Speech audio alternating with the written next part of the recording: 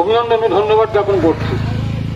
আপনারা ইতিমধ্যেই স্লোগানের মধ্যে দিয়ে শুনেছেন, কিন্তু দুঃখের বিষয় নিগম কর্তৃপক্ষের তরফে এই দাবিগুলো সম্পর্কে তারা উদাসীন মনোভাব পোষণ করে। গাঙ্গুলি, সুব্রত গাঙ্গুলি। সাথী সভাপতি, এলাকাবাসী, আমি ত্রিপুরা বিদ্যুৎ কর্মী ইউনিয়নের পক্ষ থেকে আজকের এই বিক্ষোভ সভা, আমাদের সভাপতি আজকের এই সভা শুরু হওয়ার আগে আপনাদের সামনে বলার চেষ্টা করেছেন কি বিষয়ে আজকে আমরা এখানে উপস্থিত হয়েছি। আসলে দুইটি বিষয় আমাদের সামনে এসে দাঁড়িয়েছে। এই দুইটা বিষয়, দুইটা কর্মসূচিকে একসঙ্গে করে আজকে আমরা এখানে উপস্থিত হয়েছি। দুইটা কর্মসূচির মধ্যে প্রথম যে কর্মসূচিটা যেটা হচ্ছে আমাদের যে সর্বভারতীয় সংগঠন electricity employees federation of India, তার সিদ্ধান্ত মোতাবেক গত 2 মাস ধরে, অর্থাৎ গত জুলাই এবং আগস্ট মাস সারা ভারতবর্ষব্যাপী প্রতিটা রাজ্যে এই আন্দোলন কর্মসূচি চলছে। আন্দোলন কর্মসূচির যে বিষয়বস্তু সেটা হচ্ছে, আপনারা জানেন দেশের কেন্দ্রীয় সরকার দেশের কেন্দ্রীয় সরকার বিদ্যুৎ আইন সংশোধনী বিল 2025 লোকসভায় পাশ করানোর জন্য আজকে কয়েক বছর ধরে বিভিন্নভাবে চেষ্টা করছেন। এই একটা বিষয়। আর দ্বিতীয় যে বিষয়টা হচ্ছে, সারা দেশের বিদ্যুৎ ক্ষেত্রটাকে বেসরকারি হাতে তুলে দেওয়ার জন্য সারা দেশব্যাপী যে একটা অবস্থা সৃষ্টি করেছেন, তারই প্রতিবাদে সারা ভারত আমাদের যে ইলেকট্রিসিটি ফেডারেশন, তারা সারা দেশব্যাপী আন্দোলন কর্মসূচি হাতে নিয়েছে। আর তারই অঙ্গ হিসাবে আজকে আমরা এখানে মিলিত হয়েছি। আর আমাদের রাজ্যের যারা বিদ্যুৎ নিগমের যারা কর্মচারী, তাদের 6টা তাদের ন্যায্য দাবি, যে দাবিগুলি গত দীর্ঘদিন ধরে আমরা চেষ্টা করছি নিগম কর্তৃপক্ষের সঙ্গে কথা বলে এগুলি সমস্যার সমাধান করার জন্য। কিন্তু আমরা খুবই দুঃখের সঙ্গে বলতে হচ্ছে, গত 16 মাস ধরে আমরা চেষ্টা করছিলাম ওনার সাথে কথা বলার জন্য।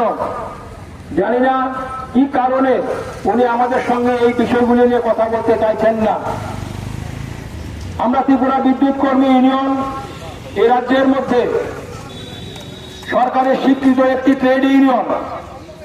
এই ত্রিপুরা বিদ্যুৎ কর্মী ইউনিয়নের বয়স প্রায় 50 ছুঁই।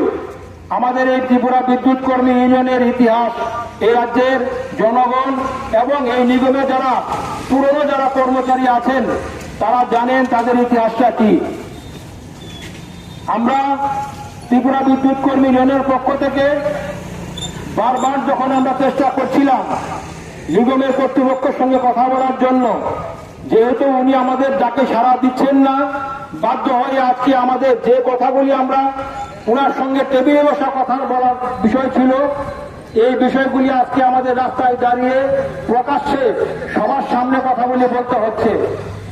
যদিও বিষয়টা খুবই দুঃখের বিষয়, কারণ পরিবারের যখন কোনো সমস্যা রাস্তায় চলে আসে তখন এই বিষয়টাকে খুব ভালোভাবে দেখা যায় না। সুতরাং বাধ্য হয়ে আজকে আমরা রাস্তায় দাঁড়িয়ে আমাদের এই বিষয়গুলি রাজ্যের আপামর জনসাধারণের কাছে, গ্রাহকবৃন্দের কাছে এবং রাজ্যের এবং এই নিগমের সমস্ত কর্মচারীদের কাছে তুলে দেওয়ার জন্যই আমরা আজকে এখানে মিলিত হয়েছি। এর মধ্যে শুধু বিদ্যুৎ কর্মী ইউনিয়নের যারা করেন তাদেরই দাবি নয়, এই দাবিগুলি এই নিগমে যারা কর্মচারী যারা আছেন তাদের প্রত্যেকেরই দাবি। তাদের প্রত্যেকের এই জিনিসগুলি বোঝা উচিত। আমরা ভেবেছিলাম হয়তো আমাদের ডাকে আজকে সাড়া দিয়ে এই নিগমে যারা আছেন, যারা গ্রুপ ডি এমপ্লয়ি যারা আছেন, তারা হয়তো আমাদের সঙ্গে সামিল হবেন। যাই হোক, আমরা আমাদের কর্মসূচির যে আমাদের যে দাবি সনদ, সেই দাবি সনদগুলি আমরা আপনাদের সামনে তুলে ধরার চেষ্টা করছি। আমাদের দাবির মধ্যে প্রথম যে বিষয়টা রয়েছে নিগমের কর্মচারীদের সার্ভিস রোল। আপনারা জানেন 2005 সালে এই নিগম রাজ্য সরকারের কাছ থেকে এই নিগম চালু হয়েছে। আজকে 2026 সালের আগস্ট মাসের প্রায় শেষ 22 বছর অতিক্রান্ত, আজ পর্যন্ত নিগমের একটি সার্ভিস রোড চালু করতে পারেননি। তার ব্যর্থতা কার? এটা কি নিগমের কোনো ব্যর্থতা নয়? আজকে 22 বছর ধরে নিগমের কর্মচারীরা জানতে পারছেন না তারা কোন নিয়ম নীতির মধ্যে দাঁড়িয়ে ওনারা চাকরি করছেন, তারা কিসের ভিত্তিতে তারা চাকরি করছেন। তারা শুধু তাই নয়, অনেক কর্মচারী আছেন যারা নিগমে কাজ করে অবসরে চলে গেছেন, তারা তাদের সার্ভিস রোলটা কি সেটাই জেনে যেতে পারছেন না।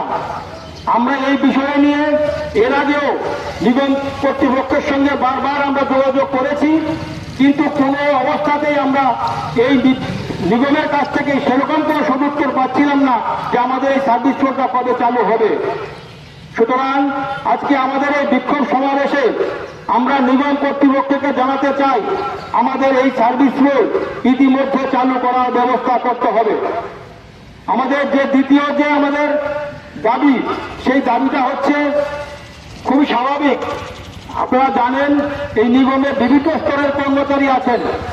আমরা কি দেখতে পেলাম, এই নিগমে যেমন সরকারি দপ্তর সরকারি কর্মচারী আছেন, তেমনি নিগম কর্মচারীও আছেন। কিন্তু নিগম কর্মচারীর একটা অংশ অর্থাৎ যারা গ্রুপ সি এবং গ্রুপ ডি, তাদের আজকে দীর্ঘদিন ধরে কোনো সিনিয়রিটি লিস্ট নেই। গত 4-5 মাস আগে একটা ভুলে ভরা একটা সিনিয়রিটি লিস্ট ওনারা বের করেছিলেন। পরবর্তী সময় ওনারাই স্বীকার করেছেন এটা ভুলে ভরা সিনিয়রিটি লিস্ট। কিন্তু আশ্চর্যের বিষয় আমরা যেটা দেখতে পাচ্ছি, এই 4 মাস ধরে এই সিনিয়রিটি লিস্টটা কোন অবস্থাতে সংশোধন করে ওনারা বের করছেন না।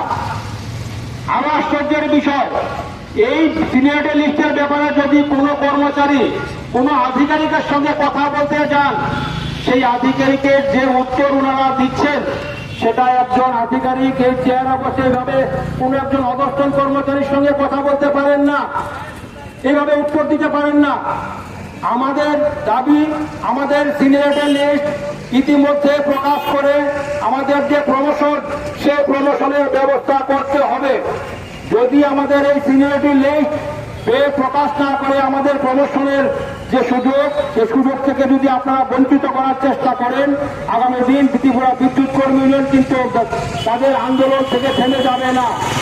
আজকে আমরা রাস্তায় দাঁড়িয়ে কথাগুলি আপনাদের কাছে তুলে ধরতে চাইছি।